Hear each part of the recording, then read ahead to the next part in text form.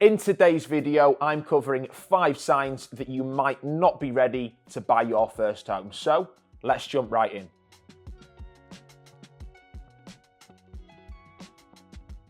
Number 1, you're spending more money than you are currently making. Mortgage lenders will closely examine the amount of money that you earn and the amount of money that you spend. And what mortgage lenders will want to see is the amount of money that you're earning consistently exceeds the amount of money that you're spending. And if you have money left over at the end of each month, this is known as your surplus income. If you're living from paycheck to paycheck and you're relying too heavily on things such as your credit cards and your overdraft, then this is going to be a big red flag to mortgage lenders. And the reason for this is the way that they will see it is, how is this person going to afford a new mortgage payment that they're not currently paying for when they're struggling to pay for the current commitments as things are today? So you can start by reviewing your bank statements, cutting any unnecessary expenditure, maybe even building up an emergency fund with the surplus income that you have left over at the end of each month, and this will put you in good stead to get your mortgage approved. Number 2, you don't have a deposit. Yes, there are a couple of mortgage lenders out there who do offer a 0% deposit option, but they are very difficult to qualify for. So if your financial and personal circumstances aren't perfect, you can pretty much count yourself out of getting this option. Especially if you have bad credit, then this is going to be a non-negotiable. A deposit of at least 5% is going to be required in most situations if you don't have bad credit, and a deposit of at least 10% is going to be required in most situations if you do have some bad credit. But the golden rule when it comes to this is ultimately the more deposit that you can put down, you're going to find it will open up more options and you're likely going to be offered a better interest rate. We do have a video on how much deposit you will require dependent on the type of bad credit you have, and you can watch that by clicking the link here. 3, you are currently behind on your bills. So this isn't the same as if you've maybe missed some payments in the past, perhaps had some defaults or county court judgments, and that's because many mortgage lenders are prepared to overlook that as long as the payments that you've been making recently have been made on time and made consistently. If you are currently missing payments on your bills, this is often a sign that something isn't right, and if that's the case, you will find that most mortgage lenders will walk away. But let's say hypothetically the mortgage lender was prepared to do it. I think at that point you need to ask yourself, I'm currently behind on my bills, I'm struggling to make my payments as things are today. Do I really want to be taking on more debt? So double check all of your direct debits, set up reminders for your payments, and if you are behind on any payments, get caught up before applying. Remember, consistency with your finances now will set you up for long-term success when it comes to applying for a mortgage.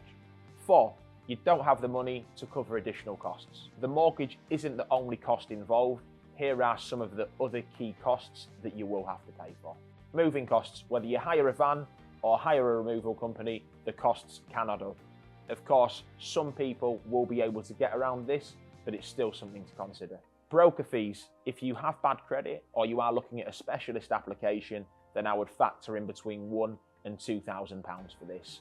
If you don't have bad credit or your application isn't specialist, then it could be less. Lender fees. Some mortgage lenders do charge things called arrangement fees, but these can normally be added onto the mortgage if you want to, or they can be paid up front. But some mortgage lenders also charge additional fees, perhaps a valuation fee for doing a valuation on the property.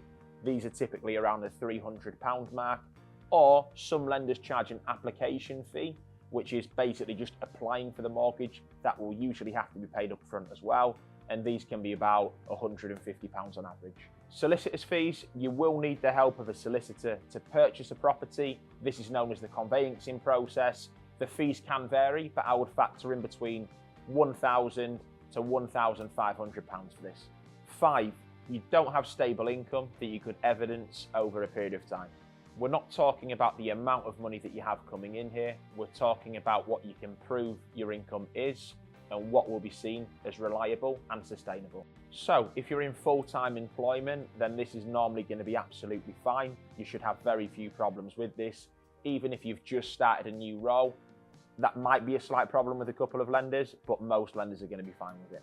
If you're self-employed, then things can be a little bit more difficult. You're going to need to be able to evidence your income over a period of at least 1 year, but most lenders will like to see at least 2 years.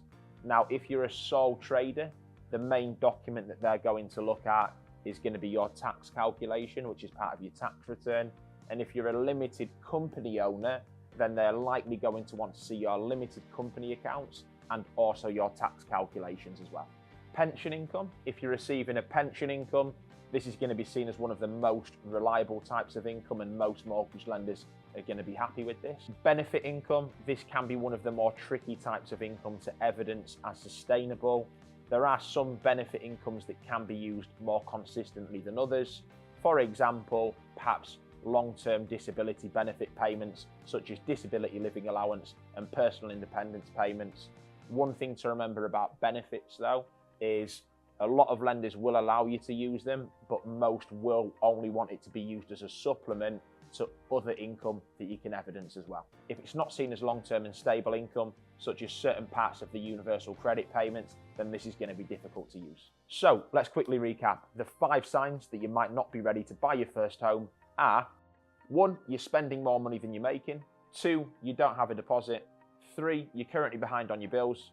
4, you don't have the money to cover additional costs. 5, you don't have a stable income that you can evidence over a period of time. But the good news is, if you can tick all of these boxes, you're likely in a great position to buy your first home, even if you have bad credit. So if you have any questions or any ideas for future videos, please feel free to pop those in the comments below. Alternatively, you can pop us an email, and the email is in the description below. So thanks for watching. Please make sure that you hit the subscribe button and turn on the notifications for more tips on bad credit and all things bad credit mortgage related, and we will see you in the next video.